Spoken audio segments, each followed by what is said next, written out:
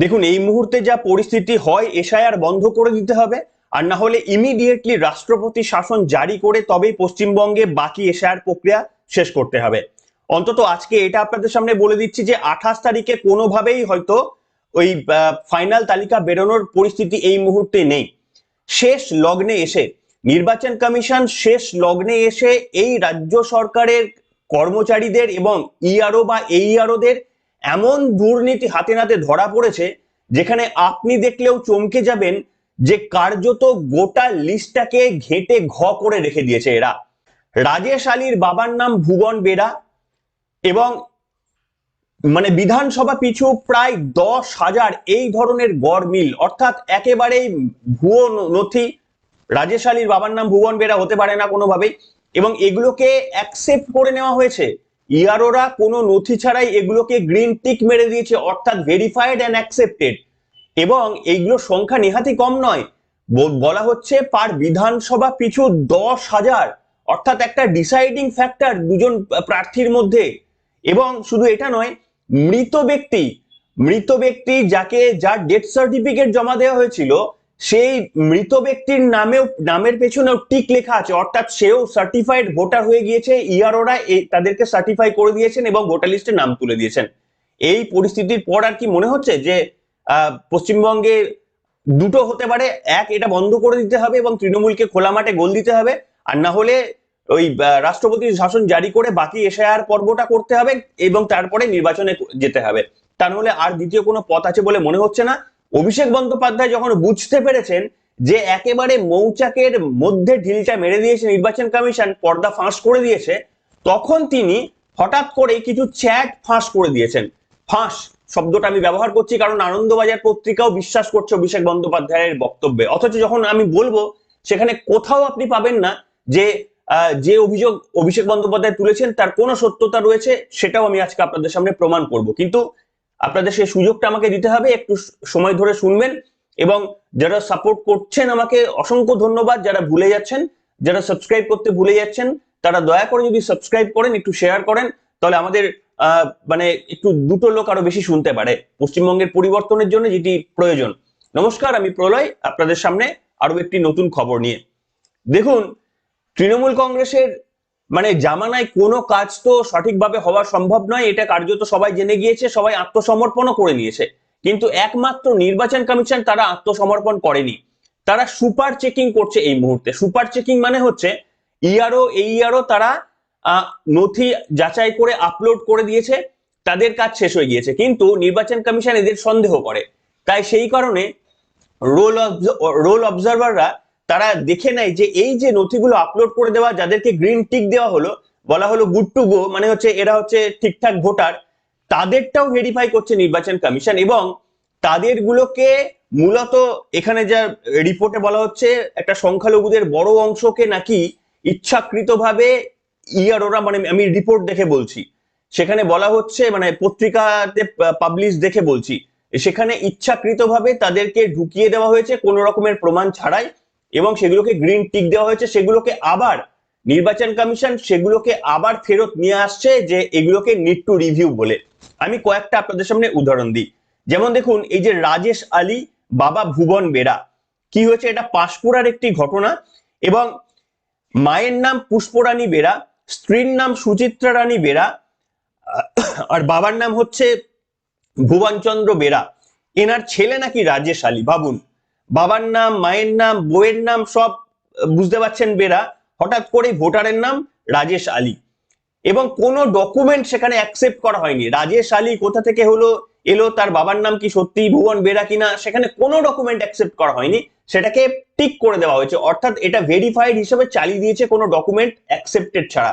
মাথা ঘুরে গেছে নির্বাচন কমিশনের, এই ঘটনা দেখে মাথা ঘুরে গেছে, এবং তারা এরপর থেকে একেবারে নাকা চেকিং করছে প্রত্যেকটি ঘটনার। কেন নাকা চেকিং শব্দটি আমি ব্যবহার করলাম, আপনারা দেখতে পাচ্ছেন, সংখ্যালঘু ভোটারদের নাম নতুন করে রিভিউ করতে বলেছে সিস্টেম, কোয়েশ্চেন মার্ক, কত নাম বাদ যাবে। এইখানে একটা ইন্টারেস্টিং তথ্য এখানে সামনে এসেছে, আমি আপনাদের সামনে এটা বলবো। দেখুন, আমি আপনাদের সামনে বলছি, সবটা তো পড়ে শোনাবো না, একটু অংশ দেখাচ্ছি। সূত্র মারফত আরো জানা গেছে, পশ্চিমাঞ্চল বাদ দিয়ে রাজ্যের অন্যান্য জেলার বেশিরভাগ বিধানসভা থেকে এমন ঘটনা খবর আসছে বিধানসভা প্রতি গড়ে কম বেশি 10,000 এমন ভোটারের সংখ্যা পৌঁছাতে পারে। অর্থাৎ সংখ্যাটা তারা এক্সপেক্ট করছে যে শুধুমাত্র এই মানে তথ্য যাচাই না করে বেশিরভাগ সংখ্যালঘুদের বলে এখানে দাবি করা হচ্ছে, কোয়েশ্চেন মার্ক লেখা রয়েছে যদিও, তাদেরকে নাম তুলে দেওয়া হচ্ছে, সংখ্যাটা 15 লাখের কাছাকাছি হয়ে যেতে পারে। বুঝতে পারছেন? মানে যত বাদ গেছে এর পরেও যাদেরকে টিক করে দেওয়া হয়েছিল এদেরকে নিয়ে কোনো কোয়েশ্চেন ছিল না, কিন্তু এরা সবাই আবার ধরা পড়ে গেছে যে এদেরকে এইরকম বললাম না, রাজেশ আলীর বাবা হচ্ছে ওই বেরা, তো এইরকম ঘটনা নাকি বিধানসভা পিছু 10,000। আপনি বুঝতে পারছেন? মানে এইটাকে রেখে দেওয়া হয়েছিল ইচ্ছাকৃতভাবে, হয়তো যে বাকি সব বাদ যাচ্ছে, যাক এই 10,000-এর ব্যবধানেই আমরা মেরে দেবো, এই 10,000-এর খেলাটা খেলে দেবো, কিন্তু নির্বাচন কমিশন এটাকেও ধরে দিয়েছে। ধরার পর কি হয়েছে আমি আপনাদের সামনে আরো কিছু তথ্য দেখাচ্ছি, শুধু এটা নয়, আমি এবার আপনাদের সামনে দেখাচ্ছি। দেখুন, রহমান হালদার, হাফিজুর রহমান হালদার, ইনি হচ্ছেন ডায়মন্ড হারবারের মানে অমিত মালবিয়া লিখেছেন ডায়মন্ড হারবার মডেল, সেই মডেলটা দেখাচ্ছি আপনাদের সামনে। দেখুন তার বার্থ সার্টিফিকেটটা একটু ভালো করে যদি লক্ষ্য করেন, দেখবেন যে এনার ডেট অফ বার্থ লেখা হচ্ছে 30 অক্টোবর 1990। ভালো করে মাথায় রাখুন, 30 অক্টোবর 1990। আর এটাকে ইস্যু করা হচ্ছে 23 আগস্ট 1990। অর্থাৎ আগস্টে বার্থ সার্টিফিকেট দেওয়া হচ্ছে, কবে না 2 মাস পরে তিনি জন্মাবেন, তিনি যে অক্টোবরে জন্মাবেন তার বার্থ সার্টিফিকেটটা অগাস্টেই দিয়ে দেওয়া হচ্ছে। বুঝতে পেরেছেন তো? 1990 সালে ওই মহান ব্যক্তি তিনি জন্মগ্রহণ করবেন 31শে অক্টোবর, সেটা জেনে যাচ্ছে আমাদের অফিস, গভর্নমেন্ট অফিস থেকে তো দেওয়া হয়, তো গভর্নমেন্ট অফিস নাকি জেনে যাচ্ছে অগাস্ট মাসে জেনে যাচ্ছে যে এই হাফিজুর রহমান হালদার নামক একজন মহান ব্যক্তি জন্মগ্রহণ করতে চলেছেন আগস্ট মাসে, সেটা আগস্ট মাস থেকেই জেনে যাচ্ছে ডায়মন্ড হারবার মডেল। এবার এই ঘটনার পর কি হয়েছে? এই ঘটনার পর অভিষেক বন্দ্যোপাধ্যায়ের আর মাথা থোড়ি ঠিক থাকে। অভিষেক বন্দ্যোপাধ্যায় যখন বুঝতে পেরেছেন যে এইবার বোধহয় আর বাঁচাটা গেল না, যে এত হই হট্টগোল হচ্ছিল, এই 58 লক্ষ নাম বাদ, আরো 10 লক্ষ নাম বাদ, কিন্তু তারা ভাবছিল যা করবি কর, আমরা ওই গড়ে বিধানসভা পিছু ওই 10,000 12,000 ভোটার এইরকম আমি ঢুকিয়ে অলরেডি রেখে দিয়েছি, যেগুলো সব গ্রিন টিক হয়ে গেছে। ইআরও এবং এইআরওরা এই কাজ করেছে, ইআরও মনে হচ্ছে একজন আইপিএস র্যাঙ্কের অফিসাররা, তারা এই কাজ করেছেন। আপনার আমার ভবিষ্যৎকে টাকার বিনিময়ে সম্ভবত কিছু তো বিনিময়ে করেছেন, হয় ভয়ের জন্য চাপে, কিংবা টাকার বিনিময়ে প্রলোভনে নিশ্চিতভাবে এটা করেছেন। কিভাবে করেছেন আমরা জানি না। নির্বাচন কমিশন নিশ্চিতভাবে পদক্ষেপ নেবেন, ইতিমধ্যে তারা বিভিন্ন দিক থেকে এফআইআর শুরু করে দিয়েছেন।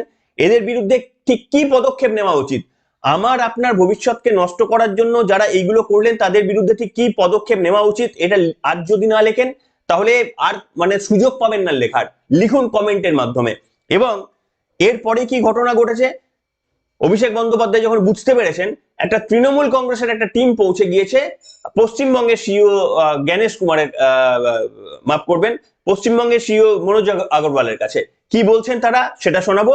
কেন অভিষেক বন্দ্যোপাধ্যায় নাকি চ্যাট ফাঁস করে দিয়েছেন যে সুপ্রিম কোর্টের আইন অমান্য হচ্ছে, সেটাও আমি প্রমাণ করব আপনাদের সামনে। একটু বুদ্ধি থাকলেই বোঝা যায় সেটা কোনোই ফাঁস, মানে সেটা কোনোদিনই নির্দেশ অমান্য হয়েছে বলে আপনারাও বুঝতে পারবেন, আপনাদেরও মনে হবে না যে কোনো নির্দেশ অমান্য হয়েছে। শোনাবো, দেখাবো। তার আগে প্রতিনিধি দল তৃণমূল কংগ্রেসের কি বলেছিল দেখাবো। ইতিমধ্যেই আপনারা দেখেছেন আমাদের সর্বভারতীয় সাধারণ সম্পাদক অভিষেক বন্দ্যোপাধ্যায় সাংসদ, তিনি একটা টুইট করেছেন এবং তার মাধ্যমে বাংলা তথা ভারতবর্ষের সমস্ত লোক জেনে গেছে কিভাবে সুপ্রিম কোর্টকে মান্যতা না দিয়ে কিভাবে একজন থ্রু হোয়াটসঅ্যাপ অনৈতিক অর্ডার ক্যারি আউট করছে। উনি আমাদের কথা দিয়েছেন যে উনি এটা তদন্ত করে দেখবেন এবং দরকারে ওনাকে ডেকে ওনার যা যা সরকারিভাবে করা উচিত, আইনগতভাবে করা উচিত, উনি সেটা করবেন। শুনলেন, তারা চলে গিয়েছে ভয়ে আতঙ্কে, কার্যত চলে গিয়েছে। এবং এই যে তৃণমূল কংগ্রেসের কিছু নিজস্ব পেপার রয়েছে না, যেমন জাগো বাংলা, আনন্দবাজার পত্রিকা, এবিপি আনন্দ, যারা মোটামুটি ওদের পছন্দের খবরগুলো ভেরিফাই করার অপশন থাকলেও ভেরিফাই না করে সেই খবরগুলোকে একই রকম ভাবে চালিয়ে দেয়, শুধুমাত্র মানে মানুষকে কিছু ভুল তথ্য দেওয়ার জন্য, ওই চাল আর কাকড় মিশিয়ে দেওয়ার মতো। গভর্নমেন্ট ওদিক থেকে করছে, এদিক থেকে মিডিয়াদের একটা অংশ করছে। দেখুন এখানে কি লেখা রয়েছে আনন্দবাজার পত্রিকায়, সুপ্রিম কোর্টের রায় অমান্য করে ভোটারদের নাম বাদের নির্দেশ, যদিও এখানে কোটেশন দিয়েছে বুদ্ধি করে। অভিষেকের ফাঁসটাকেও কিন্তু কোটেশন দিয়েছে, কিন্তু ভেতরে এই সমস্ত কোটেশন নেই। ভেতরে কিন্তু পরিষ্কার তারা লিখে দিয়েছে যা লেখার, কিন্তু এই মানে এই মানে হেডলাইন দেওয়ার সময় অন্তত এইটুকু তারা কি বলবো গ্রামার ফলো করেছে। অভিষেকের ফাঁস করা চ্যাট নিয়ে তরজায় তৃণমূল কমিশন তৃণমূল। দেখুন, সুপ্রিম কোর্টের একটা নির্দেশ ছিল যে হোয়াটসঅ্যাপে কোনো নির্দেশ দেওয়া যাবে না, আর অভিষেক বন্দ্যোপাধ্যায় তো কিছু একটা করতে হবে। যখন নির্বাচন কমিশন এই ধরনের ঘটনাগুলো ধরে দিয়েছে, অভিষেক বন্দ্যোপাধ্যায় একটা টুইট করেছেন, এবং সেই টুইটে অভিষেক বন্দ্যোপাধ্যায় বলেছেন, মানে বলার চেষ্টা করেছেন যে সুপ্রিম কোর্টের রায়টাকেও মানা হচ্ছে না, রোল অবজারভাররা, ইলেকশন কমিশনের প্রতিনিধিরা তারা এটাকে মানার প্রয়োজন বোধ করছেন না বলে 4টি সম্ভবত তিনি স্ক্রিনশট দিয়েছেন। এবং দেখুন কি ভয়ানক ব্যাপার, দেখুন এখানেও কিন্তু একটা ভয়াবহ ঘটনা জড়িয়ে আছে, আমি আপনাদের সামনে বলছি। প্রথম স্ক্রিনশট, লেখা রয়েছে ওপরে দেখুন, ইআরএমও সাউথ 24 পরগনা। অভিষেক বন্দ্যোপাধ্যায় যে স্ক্রিনশট দিয়েছেন আমি সেটাই আপনাদের সামনে দেখিয়ে দিচ্ছি। এবং এখানে দেখুন অবজারভার সি মুরগান অর্থাৎ আপনারা জানেন রোল অবজারভার তার, এবং স্বপন বলে কেউ একজন, হয়তো এইটা এই ইআরএমও মনে হচ্ছে, যতদূর মনে হচ্ছে সাউথ 24 পরগনা অভিষেক বন্দ্যোপাধ্যায়ের লোকসভা কেন্দ্রের অঞ্চলের, এরা হচ্ছে রোল অবজারভারদের কোনো একটা বা অবজারভারদের কোনো একটা হোয়াটসঅ্যাপ গ্রুপ। এখানে অভিষেক বন্দ্যোপাধ্যায় বলছেন যে নির্দেশ দেওয়া হচ্ছে। আচ্ছা, আমি চারটেই পড়ে শোনাচ্ছি, দেখুন তো এগুলো নির্দেশ নাকি এগুলো ক্লারিফিকেশন, এইটুকু বোঝার মতো মানে ক্লাস 10-এর বাচ্চারাও বুঝতে পারে, তার জন্য খুব বেশি পড়াশোনা বা এমবিএ গ্রাজুয়েট হবার প্রয়োজন হয় না। কি লিখছে মুরগান, কি লিখছে, একটা প্রথমে স্বপন বলে একজন কেউ কোয়েশ্চেন করেছেন যে family register by ICDS only Aadhaar in case of 1987-2024 case, is it okay, no mapping question mark, মানে যাই বুঝুক, মানে একটা কিছু প্রশ্ন করেছেন। তার উত্তরে অবজারভার সি মুরগান কি লিখছে, ওইটাকে কোট করে লিখেছেন নো, শুধু ক্লারিফিকেশন দিয়েছে যে কেউ একটা কোয়েশ্চেন করেছে, উত্তরে বলেছেন না। এটা নির্দেশ দেওয়া, এটাকে বলে নির্দেশ দেওয়া বলে এটাকে। আচ্ছা, দ্বিতীয়, সবগুলো স্ক্রিনশট আমি আপনাদের সামনে দেখাচ্ছি, দেখুন কতটা ভয় পেয়ে গিয়েছে এরা, যে ভাবছে যে বিরাট কিছু একটা করে দিয়েছি আমরা। আচ্ছা, পরেরটা দেখুন, পরেরটাও এরকম কিছু একটা 2002 roll with Aadhaar or PAN would be okay বলে একটা কোয়েশ্চেন করা হয়েছে। তার উত্তরে মুরগান সাহেব কিছু একটা বলছেন, তিনি বলছেন all the ERMO are requested to follow only these guidelines for permanent residence certificate, domicile certificate. In Bangla, it is issued for non-Bengalis for the appointment in army or any paramilitary purposes. Certificate issued for any other purposes is not acceptable in SIR. বলে একটা clarification দিয়েছে, is not acceptable in SIR বলে একটা clarification দিয়েছেন। তিনি কোনো নির্দেশ দেননি, কোনো একটা প্রশ্নের উত্তর তিনি দিয়েছেন। সুপ্রিম কোর্ট প্রশ্নের উত্তর হোয়াটসঅ্যাপে দিতে, ক্লারিফিকেশন হোয়াটসঅ্যাপে দিতে কিন্তু বারণ করেনি, অথচ কিভাবে মিসলিড করে খবরের শিরোনাম দখল করার চেষ্টা করছেন, কারণ ভয় পেয়ে গিয়েছেন ওই যে প্রথমে যে খবরগুলো বললাম। আচ্ছা, পরের স্ক্রিনশট আসি, পরেরটা দেখুন, পরেরটাও লেখা রয়েছে, ওই সি মুরগান লিখছেন, boss don't raise irrelevant queries, please check this case only based on the uploaded documents. With 30th recognized documents, birth certificate issued by Panchayat Pradhan is not acceptable. This is clarification. This is not a question. মানে এটা একটা class, বাচ্চার ছেলেও punctuation জানেন যে কোনটা question, কোনটা clarification, কোনটা নির্দেশ, কোনটা অর্ডার।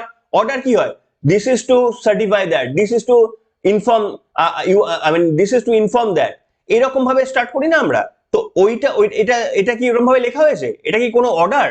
আচ্ছা, এরপর দেখুন পরেরটা, দেখুন লেখা রয়েছে ওই একই, receive further clarification on this issue, if the registration of the birth happens within 30 days, panchayat can issue birth certificate, if more than 30 days DM authorised executive magistrate will issue.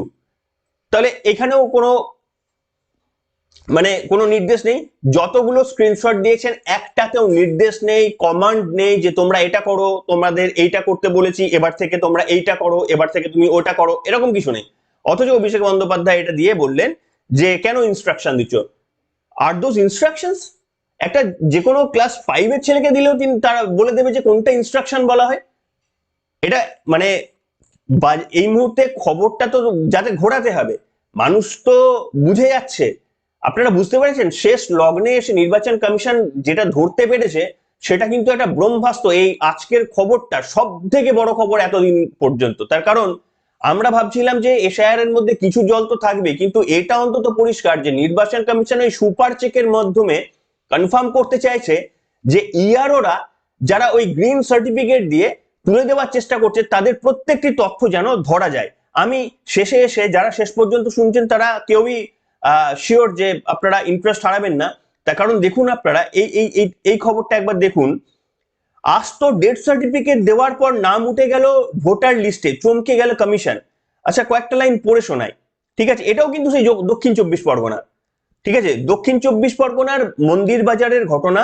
মৃত ভোটারকে ক্লিন চিট দেওয়ার অভিযোগ উঠেছে। মন্দির বাজারের এইআরওর বিরুদ্ধে অভিযোগ। শাহিদুল হক গাজী নামে এক ভোটার 23 ফেব্রুয়ারি শুনানিতে ডাকা হয়। বাড়ির লোকজন শাহিদুলের ডেথ সার্টিফিকেট জমা দিয়ে জানিয়ে যান যে সংশ্লিষ্ট ব্যক্তির মৃত্যু হয়েছে, কিন্তু রোল অবজারভারদের সঙ্গে মাইক্রো অবজারভার সুপার চেকিং করে মেলাতে গিয়ে দেখতে পান যে এইআরও মৃত ব্যক্তিকেই ভোটার তালিকায় ভোটার বলে সবুজ সংকেত দিয়ে দিয়েছেন। বুঝতে পেরেছেন? অর্থাৎ মৃত ব্যক্তিকেও এখানে কোনো তথ্য যাচাই না করে গ্রিন টিক দিয়ে দেওয়া হচ্ছে, কিংবা মানে ওই যে বললাম প্রথমে জন্মের আগেই বার্থ সার্টিফিকেট ইস্যু করে দেওয়া হচ্ছে। মানে সব দিক থেকে গাফিলতি করা হচ্ছে। দেখুন সত্যি এখন মনে হচ্ছে যে 60-70 লাখটা হতে পারে না, এর ডবল না হলে মানে বিশ্বাস হয় না যে ঠিকভাবে কাজ হচ্ছে। নির্বাচন কমিশন কতটা করতে পারবে আমি জানি না। এইরকম একটা রাজনৈতিক দল, এত উচ্চ মনোবৃত্তি সম্পন্ন, যারা পরিষ্কার জানেন যে মানুষের ম্যান্ডেট তাদের সামনে নেই, মানুষের ম্যান্ডেটের বিরুদ্ধে গিয়ে যদি আমাদের জিততে হয় তাহলে এই উপায় ছাড়া, এই পন্থা ছাড়া আর কোনো লাভ নেই। তার কারণ ভাতা দিয়ে পর্যন্ত মানুষের মন এবং আস্থা এরা দখল করতে পারছেন না।